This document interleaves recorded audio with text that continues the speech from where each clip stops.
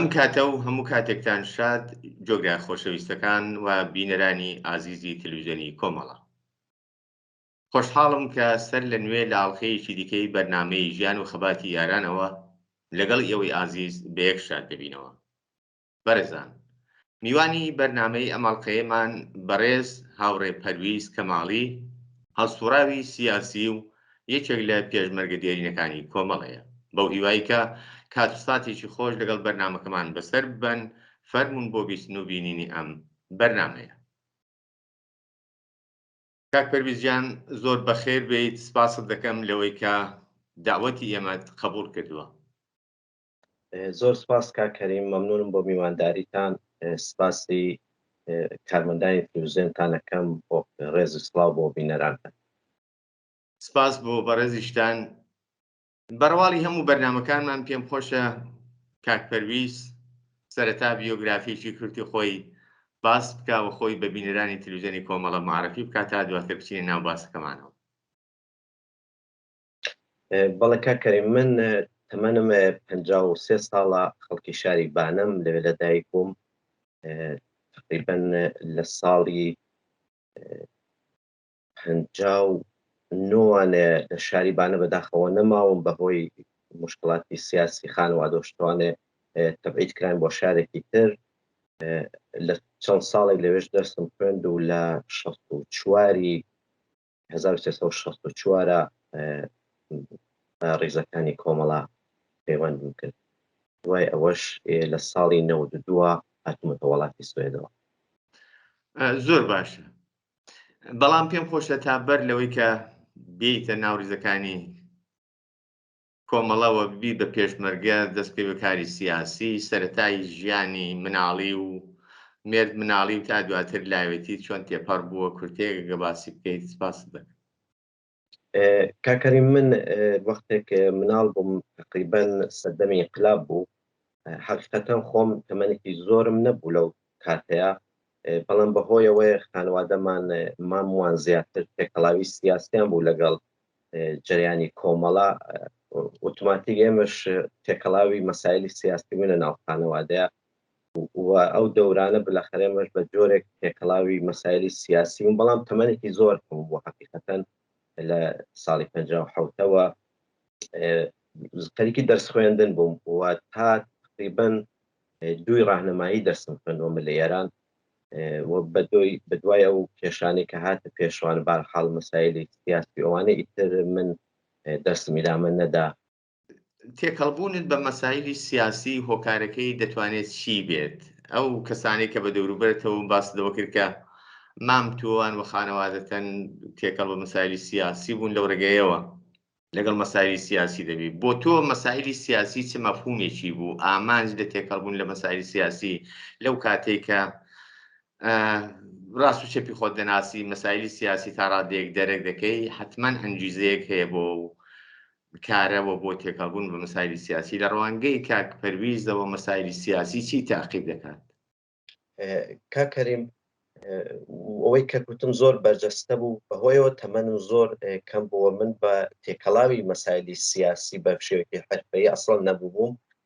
فقط وتم خانەوادەم کە تێکەڵاوی و مەسەلە بوون. ئەوەی کە زۆر بەرجەستە بوو لە لای من وەختێک کە ئێمە تەبعیدکراین لە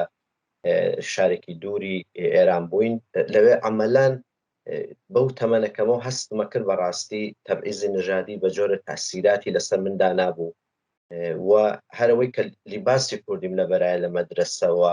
بەرحاڵ کوردم لەوێ محکومەکە. جا ئەو کاتیش مەسەلەی سونی و شیعەش بوو کە تەبیعەتەن من زۆر لە واردی مەسایلی مەسلەکەی نابوو، چون بەهۆیەوە خانەوادەیەمە خانەوادێکی چەپ بوون بە زۆری. ئەو کاتیش مامەکانوانم بۆ خۆشمی تر ئەو هەستم پیا کردبوو مەسلەیەک بەناوی مەسلەی مەسهەب لە دنیای منە هین نەبوو، ینی بەرجەستە نەبوو. بەڵام ئەوەی کە زۆر بەرجەستە بۆ ئەو تەحقیری نژادیەکەی بوو کە بەهۆی کوردبوونمەوانە، بەهۆی زبانی کوردیمەوە، بەهۆی لەهجەیە کە بووم لەوێ، تەبیعەتەن وتم ناکرا لەوێ. من ئەو وەختێ تەمەنم ئەوەندە نەبوو، بەڵام ئەمە شتێکە کە سیستمی جامعە بەداخەوە کردوێتی بە فەرەنگ، نە ئەوەی خەڵکەکە زاتەن بیانەوێ ئەو کارە بکەن. بەڵام ئیتر ئەو وەختە سیستمەکە وا بووە، ئەوە دەرکی من لە وەختەیە ئەوە بووە ئەوە یەکێ لە دەلایلی ئەسڵی بوو کە کاتێکیش کە ئیتر ئێمە هاتینەوە بۆ کوردستان ئەحساسم کرد هیچ ڕێگای لەوە نەماوە کە من ڕێگای پێشمەرگایەتی بگرم بەمۆ لەوێت بە قەولی کار و حرفەیتر و فعالتر و زیاتر واردی مەسایلی سیاسی بم. بەڵێ دەکرێت هۆکاری ئەوەی کە خانەوادە تەبعید دەکرێن بۆ کام شار بە هۆکارەکەی چییە؟ ئەو کات وەختە ئینقلاب کرا دوای ئینقلاب ئەوەندەی کە لە بینم باوکم بە دەلیۆن نظامی بوو و مامەکانم سیاسی بوون عملەن نیانەویست ئەوە فرادانەی کە نظامین لە شارە چکۆلەکان وەکو بانە شارێکی چکۆلە و بەهەرحاڵ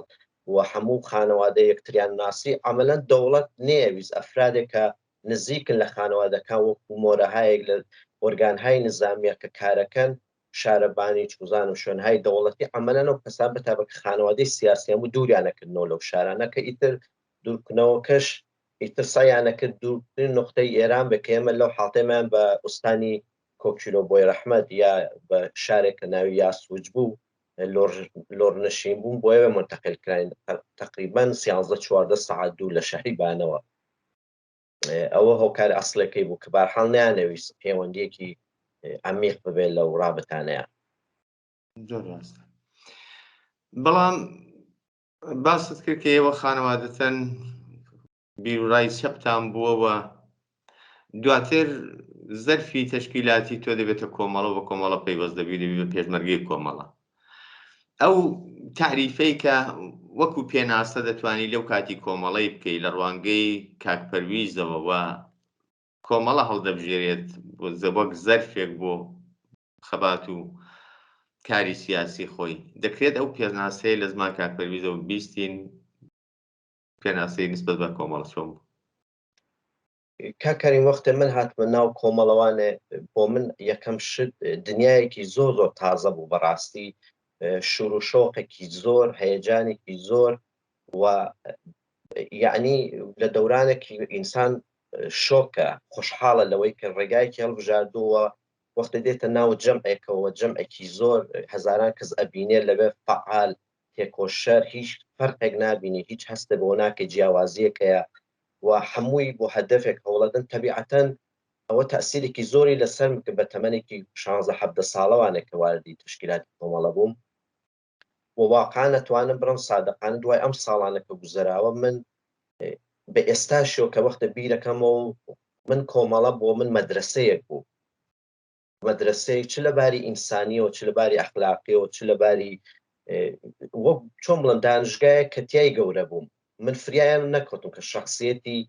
فەردیم لە کۆمەلگایە جێبکەوێت لە ئێرانە وەختی هاتمە کۆمەڵە بەو تەمەنەوە شخصیەتی واقعی من وردە و لەوێ جێکەوت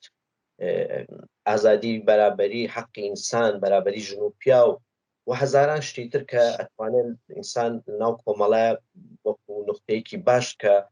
دوای ئەو هەموو ساڵانە هاتمە ئەوروپا و شتانێک کە ئێستا لێرە باسی یەکرێت ئەو وەختەژ لە لای ئێمە باز دەکرا بەڕاستی بۆ بەنا بۆ کۆمەلگایەکی ئازاد و بەرابەر و ئەوە تاسیرێکی زۆری لەسەر مندانەوە بە ئێستاشەوە ئاسارەکەی ماوە لە منە ئەلارەغمەوە کە مساڵهای زۆرە فعالەتی سیاسی نییە لەگەڵ کۆمەڵەیە بەڵام بە قەولی کابرا هەوێنەکەی لێوە دەستی پێکرد و لێرە شخصیەتی من جێکەوتۆ وەتوانیمە بەرحاڵ بەو گزەشتە پاکە و بۆ گزەشتەی کە خۆم پێم وایە زۆر جێ افتخارە بۆ زۆر کەسی تریژوایە من بەو گزەشتەوە ئەژیم و مەمنونی ئەو گزەشتەم حقیقەتەن بەر لەوەی بیتە پێشمەرگە دەبوو پێشزەمینەیەک بۆ شناغ لەسەر کۆمەڵە ببێت ئەو شناختە چ بوو لەسەر کۆمەڵە چۆن بەگوێی کاکپەرویز دەگەی وەکو تەشکیلاتێکی چەپ و کۆمۆنیست چه تایبەتمەندیەکی بوو کە کاکپەرویز یا ئەمسالی کاکپەرویز وەکو زەرفێکی مەبارزاتی ئینتخابیان دەکرد و ڕوویان تێدەکرد و بۆچی کۆمەڵە ئەو تایبەتمەندیانە چی بوون کە کۆمەڵیان زۆر زوو دیارە باست کرد کە لە ئەوایلی ئینقلابدا بەڕێستان مناڵ بوون تەمەنتان لەو ئاسەدا نەبووە بەڵام کاتێک تۆ دەبی بە پێشمەرگە تەمەنیشی زۆر لە ئالەنیبوونی کۆمەڵە ناگوزارێت زۆرتر لە چەند ساڵێک ناگوزارێت بەڵام لە توولی ئەو مودەتەدا بۆتە تەشکیلاتێکی بەرین و کۆمەڵایەتی ئەو تایبەتمەندیانە چی بوون لە ڕوانگەی کاکپەرویزەوە کە کۆمەڵیان کردو بۆ تەشکیلاتەوە کاکپەرویزیش بەم تایبەتمەندیانەوە جەزبێ و تەشکیلاتە دەبێت؟ کاکەریم ئەگە سادقانە جوابی و پرسیارە بدەمەوە، خۆی تەبیعەتەن خانەوادە تەئسیری زۆر بووی کە بەلای کۆمەڵایە بڕۆی، بەڵام ئەوەی کە وردە بۆ من شەفافتر بۆ مەسەلەن وەختەگە بینی جریانی کۆمەڵە مەسەلەن بە نسبەتی حزبی دموکرات کە لە شاری بانەوەکو شارێکی بە قەولی کابرا ئیشتا نیوە برۆژواییە چۆن بڵام شارێک کە بارحاڵ لە حازی فکریێوانیش تا ئەوەندە ڕشتی نەکرد بوو وە حزبی دموکراتی زۆر تیا بوو، بەڵام کۆمەڵە وەختێک کە ئەو کات کە جەمعیەتی مبارزان دروستکرا لە بانەیە بارحاڵیشتا کۆمەڵە ڕسمەن وەکو کۆمەڵە خۆی ئەلامی وەجودی نەکرد بوو، ئەم بینی تەیفێکی زۆر تەحسیل کردە باسەوات و واردی جریانە بووە زۆر زوو کۆمەڵە ڕشتی کرد، ینی بەنسبەتی حزبەکە کە زۆر زۆرتر لە کۆمەڵە تشکی ئەلامی مۆجودێتی کردبوو، کۆمەڵە زۆر زووتر جێکەوتووە مۆقعەتی خۆی کردەوە لە شاری بانە و کوڕ و کچ بارحاڵ واردی و جریانە بوون کە مەسەلەن ئەسڵ مەسلەی ژنان بۆ ئەحزابی تشتێکی نامۆ بوو وە پشتێکی غەریبە بوو، ئەسڵەن بە قەولی کارە قابل قبول نەبوو ژن واردی مەسایلی سیاسی بێ، بەڵام کۆمەڵە وەکو پەرچەمداری ئەو فکریەتە خۆی زۆر زۆر مهم بوو کە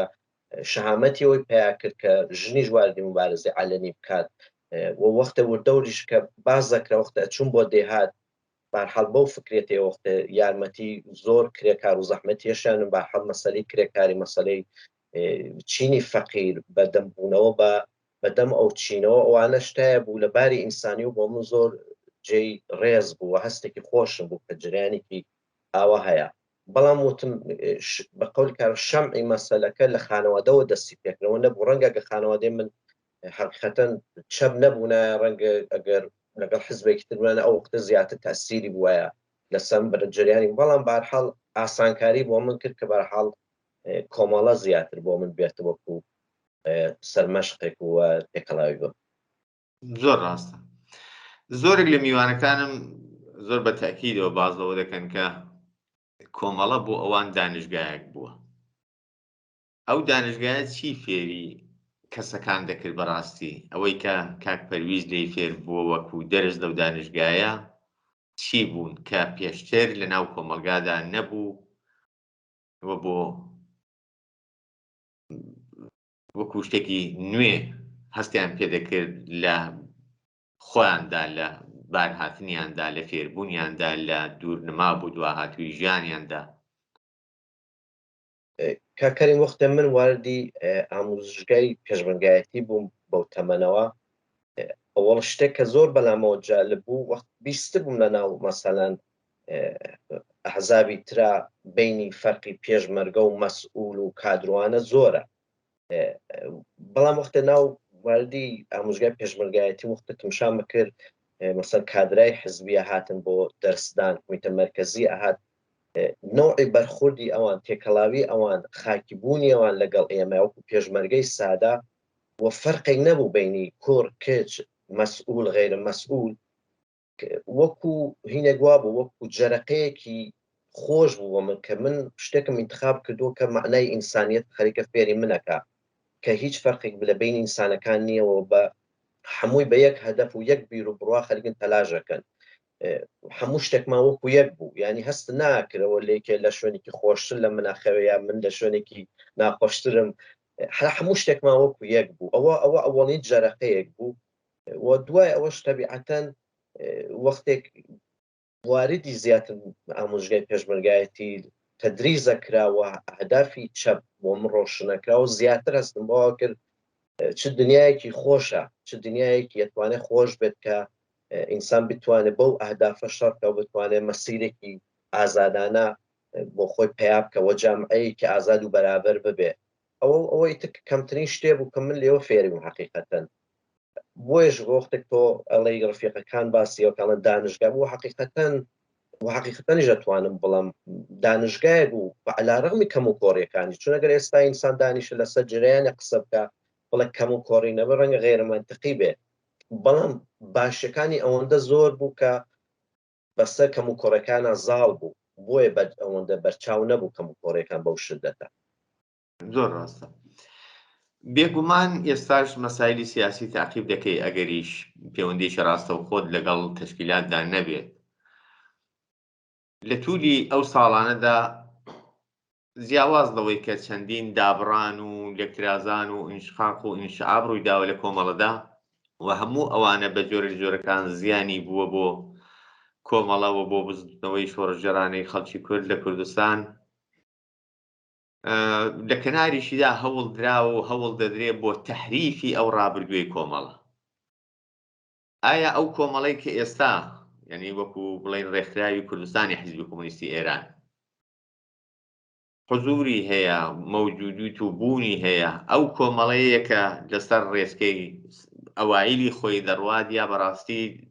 تەغیر و تەحولاتێک ڕووی داوە، یا ئەوەی کە ئیدعا دەکرێت کۆمەڵە لە ڕێسکەی خۆی لای داوە ئەمە صدق دەکات. وەکو کاک پەرویز ئەگەر تێبینی خۆی بەسەر و باس.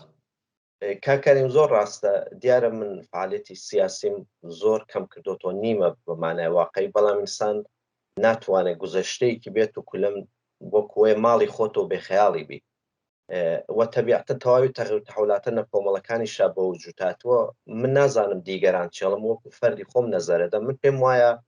جیابوونەوە بیرکردنەوەی جیاواز لە توولی تاریخا شتێکی خراپ نییە. بە نظرم تەغیر تەحەوڵ شتێکی زۆر باش دەتوانێت بێت زۆر جار، و وەکو کۆمەڵا کە ئێستا کە ئەڵەن ڕێگای لاداوە من کۆمەڵە وەکو ڕەنگە زۆر کەسیتر بە چوارچەوەی زەرگوێز یا شوێنێکی تری لای زەرگوێز نەیبینە. من کۆمەڵە وەکو خەتەمەشێ، وەکو ئیدەیە، وەکو فکرێ، وەکو ئەوەی کە ڕەنگە بە هەزاران جوان بە هەزاران ئینسان لە ئێستا لە کوردستانە وەختە ناوی کۆمەڵە دێ بیریان دێتەوە کۆمەڵە بۆچی هەوڵەدات. ئەوە بۆ من سەرمەشقە کاکەریم، نا ئەوەی کە ئەگەر شخصێک یاک فەردێک بێ پەرچەمێک هەڵگێ لە دنیای مەجازیە عەلەیهی کۆمەڵە بڵێ کۆمەڵە لە خەتی چەپی خۆی لای داوە بچۆتە ناو ناسیۆنالیزمەوانێ ئەوەی کرد ئەمەی کرد. من پێم وایە وەکو هەر شتێکی تر ئەگەر تۆزە بە کەلیمەیەکی ئاوە بەگەڵەن ئابدەیت کەیت، تۆ هەموو شتێک ئابدەیتی نەکەیتەوە ڕەنگە کار نەکە. تۆ گوشێک ئێستا دوو جار ئابدەیتی نەکەوێت کە لە کارەکەوێت. لە هەموو حزبێکی شا بە پێی شەرایەت و کۆناغی ئەو زەمانە پێویست بە ئاڵوگۆڕەکە بەڕاستی ڕەنگە زۆر کەس لەگەڵ ئەو ئاڵوگۆڕەیان پێ غێرە قابلە تەحمل بێت یان پێیان غێر عەجیب بێت، کە من پێم وایە بەعزە ئاڵوگۆڕێک زۆر پێویستەوە تا ئەوەندەی کە ئێستاش خەریکم سەرنجەدەم من کۆمەڵە بۆ لاڕەغمەوەی کە لەگەڵ یان نیم، بەڵام بۆ من هەر وەکو حزبێکی چەپ، حزبێکی پێشکەوتوو، حزبێکی مۆدێرن و حزبێکی زۆر حزبێکی شەرافەتمەند و سادقانە لەگەڵ خەڵکی کوردستانایی بینم. ئەلاڕەغمەوەی ئەوەش بڵم هەموو کۆڕی هەیە زۆر زۆر تەبیعیە، بەڵام من شتێکی جیاواز نابینم کە ئەوەندە لای دابێت کە خلافی ئوسول و پرینسیپەکانی گوزەشتەی بێت. کاکەریمە زۆر ڕاستە. کاک پەرویز کاتی دەبێتە پێشمەرگە، ئەگە هەڵە نەبم ئێستا 18 ساڵی نییە، بەڵام پرەنسیبەن لە ناو کۆمەڵەدا ئەوە نۆرمەکە کەسی کەمتر لە 18 ساڵ وەکو پێشمەرگە وەرناگیرێ. بەرخوردی ئەو کات بە کاک پەرویز چۆن بووە، چۆن وەرگیرای، چۆن ئایا کاک پەرویز پێشمەرگەیەکی ڕەسمی وەردەگیرێ یا سەرەتاکان لە شوێنی جیاوازتر و بە شێوازێکی دیکە بەرخوردی پێ دەکرێت؟ بەڵێ کاکەری من وەختە هاتم بۆ پێشمەرگایەتی تقریبەن ئەو کادە و تەمەنم چووە ناو 17 ساڵەوانێ، بەهۆی ئەوە ساڵێک بەلەوە برایەکم کە 18 ساڵی بوو 19 ساڵی بوو شەهید بوو لە عەمەلیاتێکە لە ناو شاریبانە، کە من هاتم تەسمیم قەتعیم گرتە بوو گەڕانەوە نییە، و مام ئەوانیشم کە هەمویان لە ناو تەشکیلاتا بوون تەبیعەتەن ئەوان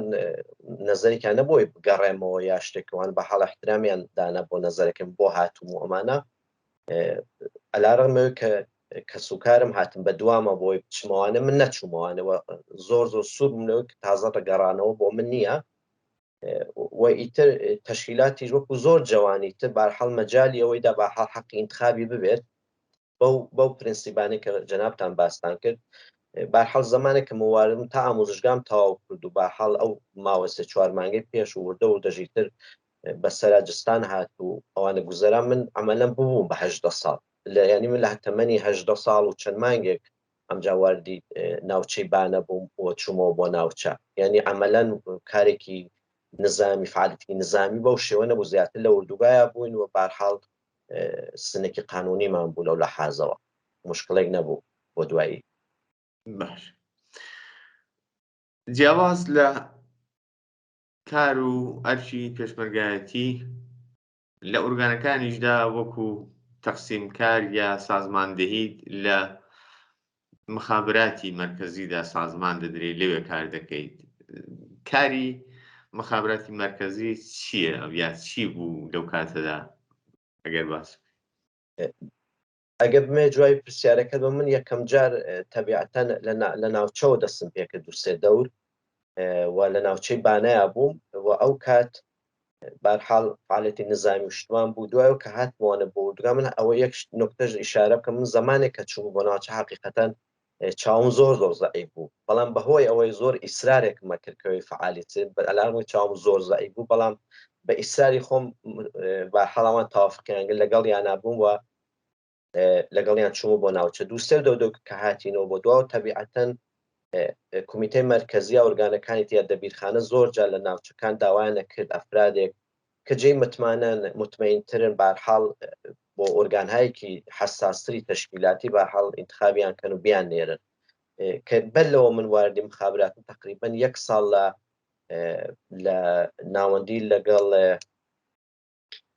ناوەکەی بەداخەوە وەختێت چی لە بیرم چوانە لە واحدی ئامادەیان پێ بوو بەڵێ واحدی ئامادەی بووم کە بەرحاڵ حفاظەت یەکە لە ڕفیقەکانی کمیتە ساڵێک لەوێ فعال بووم دوایەوەش کە هاتمەوە بۆ ناوچێبانە داوایان کرد مخابراکە نیرومان پێویستەیت کمیتەی ناوچە منی معارفی کە بە مخابراتی مرکزی کە مخابرات کارەکەی تەبیعەتە لە مخابرات پەیوەندیگرتن لە ئۆرگانهای جۆراوجۆ بکە بەتایبە ناوچەکان کە ارتباتی بێسیمیان بەرقەرارە کردەوە لە طریقی بەرحاڵ کۆدەوانێ پەیامەکانی ڕەدوو بەدەڵە کرد ئەو ئۆرگانە کارە ئەسلەکەی ئەوە بوو کە ئەو کار مخابراتیان پێبوو لەوێ فعالیەتی خۆم دەست پێ کرد کە تقریبەن تا هاتیشمە دەرەوە ئەو چەند ساڵە بە هەر لە مخابراتە بوو. لەو کاتانی کە بۆ جەولە بۆ کاروباری سیاسی و نظامی دەچوونەوە ناوچە هیچ بیرەوەریەکی خۆش یان ناخۆشی قابلی ئیشارە هەیە دەکرێت باسی بکەیت؟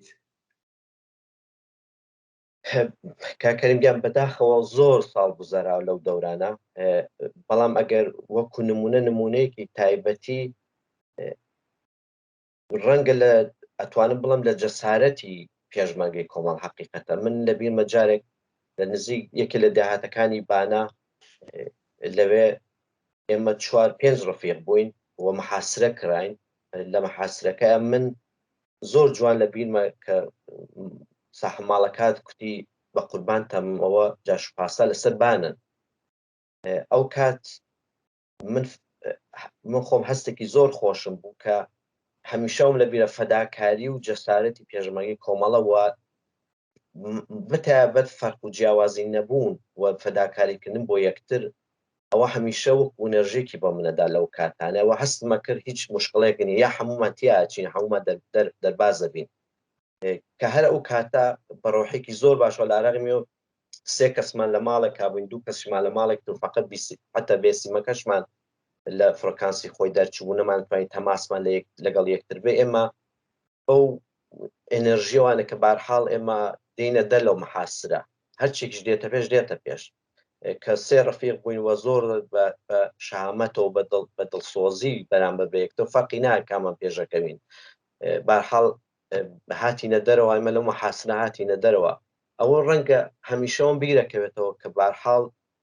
شەهامەتی پێشمەرگەی کۆمەڵە فەرق ناکە کە 100 نەفەری لێبوو یا 10 نەفەر مەحاسرە کراوە بۆ وایان فەرقیان ناکرد بارحاڵ ئەوەی کە ڕوبەڕوو بێتەوە لەگەڵ جمهوری ئیسلامیە ئەوە خۆی زۆر بۆ من وەکو خاترایەکی خۆش هەمیشە بەرجەستەیە بەڕاستی لەو دەورانەیە کە لە ناوچەیە بووم بۆیە ئیشارە فەقەت لەو بەو جەسارەت و جەسووری پێشمەرگەی کۆمەڵایەکە وەکو خاترە زیاتر. زۆر باش لە ڕەوابەت عمومیشدا کارت کردووە دەکرێت کاری ڕەوابەت عمومی باس بکەیت چی دەکرێت لە ڕەوابەت عمومی معمولاً کاریان چی؟ ڕابط عمومی ئەو کات بەش ئەو بەشەی کەمەلێ حقیقەتەن ڕابط عمومی لە ڕانیە بوو کە تقریبان خانوادێکی زۆری پێشمەی کۆمەڵا هاتوون بۆ سەردانی کەسوکاریان، بەڵام بەهۆی ئەو مەرزەکە گیرا ئیتر نەیانتوانی بگەڕن. کۆمەڵەش تەبیعەتەن ئەبووای ئاگای لێیان بووە بە هەڵ موازبەتیان لێ بکرداوە و خانەوادانە ئیتر منیانە بۆ مەئموریەت لە ڕاودەومی ڕانیە کە بەرحاڵ ئاگامە لەو خانەوادانە بەحاڵ لە غەزا دروستکردن و لە یارمەتیتر و کە بەدەمیانەوە بین. ئەوە خۆی من ئەو بەشە زیاتر لەوێ بووم کارمەکە وەکو ڕاوابەتەوەمی، بەڵام باقی کارەکانی ڕاوابەتەوەمی زیاتر جوابدانەوە بە کەسانێک بوو چ لە دەرەوەی کۆمەڵە چەو کەسانێکم لە پێشمەگەم ڕاجعکەم بە شارەکان بوو بۆ کاری دوکتر بۆ کاری تر بەرحاڵ بۆی بەدەمیانەوە بۆ ئیمکاناتێک ببێ بەرحاڵ اختیاریان دابنن زیاتر بۆ کارانە بۆ ڕاوابەت عمومی کە بەحاڵ من بۆ خۆم پێم خۆش بوو چون هەم دەتوانی لەگەڵ کەسانی ڕوو بە دەرەوە تێکەڵاوبی هەم ڕوو بەناوەوانە. ڕاستە. دواتر تەسمیم دەگری ساڵی 91 ڕوو دەکەیتە وڵاتانی ئەوروپاوە عەزیمەت دەکەی لە کوردستانی عێراقەوە بۆ تورکیا. بێگومان چوون بۆ مەسیرێکی قاچاغ کارێکی ئاسان نییەوە، پەنابەری کارێکی دژوارە. ئەو ئاستەنگانەی ئەو کات لە بەردەم کاکپەرویز بەمساری کاکپەرویز دابوون لە مەسیری چوونیان بۆ هەتا دەگەنە وڵاتی دڵخوازیان لە وڵات ئەوروپایەکان چی بوون ئەگەر بە کورتی ئیشارەیان پێ بکەیت؟ کاکە زەمانێک کە قەزیەی چوون بۆ ئەوروپا دەستی پێکرد بەرحاڵ جەمێکی زۆر بووین وە چون تەنیا نەبووین و بەرحاڵ بەهۆی ئەوەش پێشمەرگە بووین ترسێکمان لە زۆر شتێ مۆختە زەمانە لە خاکی عێراقەوە واردی خاکی تورکیە بووین تەبیعەتەن تەشکیلاتی کۆمەڵی یارمەتی کردین بۆ مەسئەلا. ئەمن پێم خۆشە ئەوە لێرەدا بیکەمە پرسیار بەڕاستی زۆربەی میوانەکان دەڵێن ساڵی 91 عەزیمەتمان کرد. هۆکاری ساڵی 91 بۆ ئاوا بە کۆڕ عەزیمەت دەکرێت بۆ دەرەوە زۆرترین چوونە دەرەوەکان لەو کاتەدا هۆکارەکەی دەکرێت چی بێت؟ کاکاریم ئەتوانێ حقیقەتەن بۆی تۆ لە پرسیارەکان تو زۆر پرسیارێک کردوە من باس شتە باشەکانی تەشکیلاتی کۆمەڵ و حیزبی کۆمونیستم کرد، بەڵام ئەتوانێت ئینسان زۆر جاریش لەگەڵ واقعیەتە بێتەوە بعد واقعیەتایەکیش بوو ئەو دەوران کە مەسەلەی جەریانی کۆمونیزم کاریگەری هاتە پێش بۆ مەسوولی حکومەت بەحاڵ ئەو بەحسانەی هێنا پێشەوانێ بەرحاڵ تەشکیلاتی کۆمەڵە بەداخەوە بوو بە دوو بەشێک جناحی کاڤڕە بەشێک جناحی مەسوولی حکومەت. بەرحاڵ ئەو تەبیعەتەن من لەگەڵ جناحی کاڤڕێ بووم ئەو کات و بەشێکی زۆر لەو ڕفیقانش کە لەگەڵ جناحی کاڤڕێ بوون بەرحاڵ تەشکیلاتی کۆمەڵە بوو بە دوو بەش و متاسفانە کۆمونیزم کاریگەری قودرەتی چ سیاسی چ عەمەلی تەشکیلاتی کۆمەڵی بەدەستەوە لە ئورگانەکان لە باقی شوێنەکانی تر ئەمەلەن ئەو ئومید و ئارەزووی کە ئینسان احساسیە کرد کە ئێمە ئەتوانین کارێکی فعالیەتی سیاسی یان نظامی بکەین لە چوارچێوەی کۆمەڵایە ئەحساس دەکرد بە جۆرێک ئەو خەتمەشە دەست و قاچی بەستوویتەوە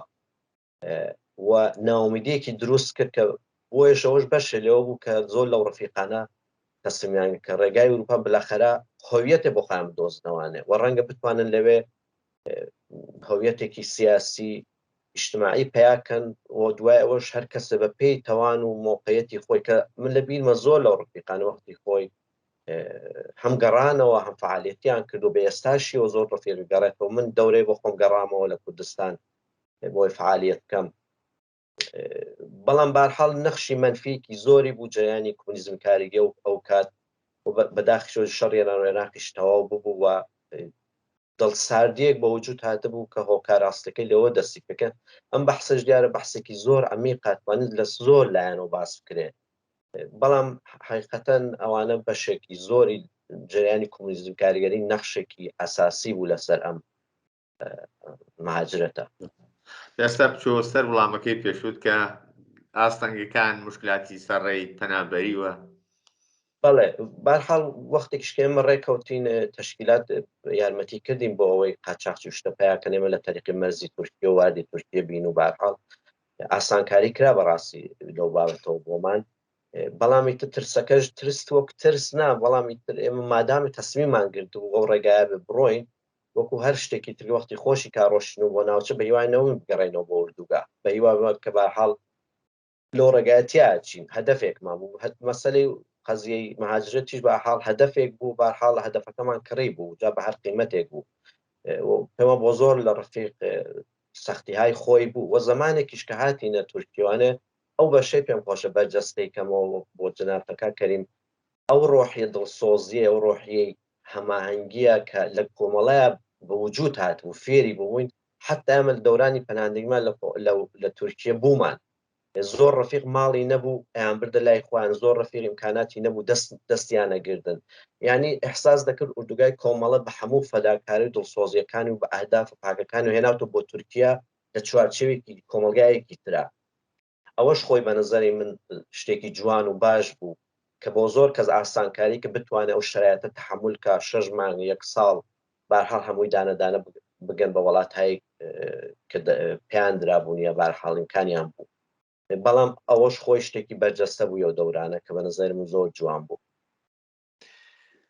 دواتر ئەگەر هەڵە نەبم لە وڵاتی سوئێد جێگیر دەبی ژیان لە وڵاتی سوئێد چۆن دەست پێ دەکرێت سەرتاکان زمان نازانیت و دەبێت لەگەڵ فەرهەنگ و ئاداب و ڕسمیە وڵاتە تێکەڵ بیت مەجموعەیەک مشکلاتیش لەوێدا لە پێشی کەسەکانە ئەو دەورانە چۆن سپەری کرد چۆن تێی کرد بە ئێستا ژیانە چۆن تێپەر دەکەی توانی بتە چی بکەیت چەندە لە ژیانی خۆت ڕازی یان کاکەریم لە جۆی پرسیارەکان تا پێم خۆشە تۆزە گرەی بدەمەوە بەو کەلیمەی دانشگا کە باسمان کرد کۆمەڵە بۆ زۆر کەس بووە دانشگا من وایە بۆ من وەختە هاتمێرە بە هەموو سەختیەکانەوە بە قۆلی جەنابتان زبان نازانی هیچ امکاناتێک نییە تەبیعەتەن دەوڵەتی وەکو سوێد بەرحاڵ بۆ ئەو کات بۆ مەسەلی پەناندگی وڵاتێکی زۆر نمونە و باش بوو بەڕاستی بەڵام مهمیش ئەوەیە کە ئێمە وەکو کەسانێک بە ئەفکاری چەپەوە یا بە ئەفکاری سیاسی واردی وڵاتێگەمی کە زۆر غەریبین چیمانەوێت چی بکە من حقیقەتەن ساڵەکانی ئەوڵی 1 ساڵ و 2 ساڵەوە سەردەرگم بۆ زۆر سادقانە پێدەڵم وە نەمزانی چیمەوێت لە خۆم لە ژیانم لە هەدەفم کە دەورەیەکیش دوای ساڵە کە لێرم دەورێکیش گەڕامەوە 6 مانگ بۆ کوردستان کە بەرحاڵ دوای ئەوە بەحاڵ تەسم گەڕمەوە بۆ ئێرە کە گەڕامەوە بۆ ئێرە وتم بەرحاڵ ئێمە بە هەموو بیر و بڕواکانمانەوە بلاخەرە یەکشت فێر بووین ئەوەی کە زۆر شافەنمەندانە زندگی بکەین سادقانە زندگی بکەوە نەخشێکی مثبت و باشمان لە کۆمەلگایە ببێ لەویان من بیرم لەوە کردەوە نەخشی هەر بەشەرە لە کۆمەلگای پێویست ناکە حتممە کۆمەلگای خۆت بێ تۆ توانی نمونەیەکی ئینسانێکی باش بی لە هەر وڵاتێکا بی و ئەگەر ڕۆژێکی لایان پرسی کێ بووی چی بووی زۆر افتخارەوە بڵێ من لە فلان شوێنەوە هاتووم لە فلان جەریانەوە هاتووم و هیچ ترسێک لەوە نەبێت کە بوو بە افتخارەوە بیڵێ کەمە من بەشی خۆی بۆ من ئەوەیە وە سەختی زۆرم من کێشا 1-2 ساڵی ئەوڵ کەریم لە وڵاتی سوێد بەڵام چون هەدەفم بوو زبانم نەئەزانی حتا ماوەیەکی زۆر بە مەجانی کارمە کرد بۆ ئەوەی فێری زبانەکە ببم بەرحاڵ لەگە خەڵکات تێکەڵاوم گوێم لێیان بێت شێڵەن بۆی زبانەکە فێربووم بەڵام خۆشبەختانە بە پێی تەلاشێکی خۆم دوای چەند ساڵێک جێکەوتم لە 1-2 شوێن من کارم کرد لە تەریقی ئەو شوێنانەوە کە حتمما بۆ خۆتان نەزانن لەم وڵاتانە زۆر شرکەتای گەورن سەرمایه‌گوزاریەکە لە کارمەندەکانیان بەس تا بە کەسێکیش فعال بێ کاری باش بکە لەسەریان سەرمایه‌گوزاریەکە کە من یەکێ لەوانە بۆ شانسم بوو بەرحاڵ لە تەریقی ئەو شرکەتانەوە کە کارمەکەم من چەندین دەورەی تایبەتی مدیریەتم خوێندووە لە توولێم ساڵانەیە لە تەریقی شرکەتای تایبەتی و کە خەجێکی زۆریان بۆ من کرد بۆەوەی ئەو دەورانە ببینم و تقریبەن نزیکی 6 مانگ لە دانشگایە کە بەحاڵ ئەویش لە تەریقی اتحادیە کاریگەریەوە ئەو کوشە بۆ من کردرا مدیریەتم خوێند و ئەوە کومەکی زۆری بە من کرد کە زۆر باش واردی کۆمەلگای سوێد وەجێ خۆم کەمەوانێ موقعیتی خۆم باش بکەم لێرە و یەک نکتەش بڵم لە خزمەت جەنابتانە من دروستە کاری سیاسی ناکەم بەڵام من پێم ڕەنگە پێویست ناکە ئینسان هەموو شتێک بڵێ بەڵام من پێم وەکو مرۆڤێکێک کە ئەتوانم بڵم وەکو مرۆڤ دۆستێک ئینسان دەتوانێت زۆر فعالیەتی مەدەنی بکە، زۆر یارمەتی ئیجتماعی بکە و پێویستی نەکە نە باسی کە نە دەنگدانەوە بدا بەڵام ئەو کارم کرد. بەڵام هەر ئەوەی کە گوزەشتەی من فێری ئەوەی کردم کە لەکوێوە هاتم ئێستا لەکوێوە چ مۆقعیەتێکمەوە بتوانم دەستی چەند خانەوادەی فەقیر بگرم، یارمەتی چەندین ئینسان بکەم، بۆ من جێی افتخارە و بەشێک لە خۆشیەکانی خۆم تەقسیم کە لەگەڵ ئینسانهایە کە پێویستیانە. ئەوە بۆ من شانازیە. پێگومان وایە بەحاڵ هیوای سەرکەوتنی هەرچی زیاتر لە هەموو بوارەکانی ژیاندا بۆ دەخوازم و لە کەناریدا سیحەت و سڵامەتی تەواو. من حەز ناکەم لەوە زیاتر ماندوو بکەم و کاتت بگرم. پرسیارێکی زۆر تایبەتیم نەماوە بەڕاستی، وەک دوایین پرسیار ئەگەر لە ناو هەموو قسە و باسەکەماندا نوکتەیەک من ئیشارەم پێ نەکرد بێ و بەڕێستان پێتان وابێت ئیشارە پێکردن و باسکردنی زەروریە، فەرمونون یا ئەوەی کە پەیامت بۆ بینەران بۆ ئەو کەسانی کە ئێستا و بەرنامەیە دەبین و بەلای بەدیار بێت بەرنامەکە و دادەنیشن چییە؟ وەک کۆتا پرسیار فەرموو ئەگینا بەیەکەوە ماڵاوی لە بینەران دەکەین. من زۆر سپاسیەوە کەم بۆ داوەتەکەتان، سپاسی کارمەندانتانەکەم، سپاسی بۆ دیتنیم بەرنمەیە. فقط یەک جملە لە ئاخرەوەڵێم وەکو مرۆڤێک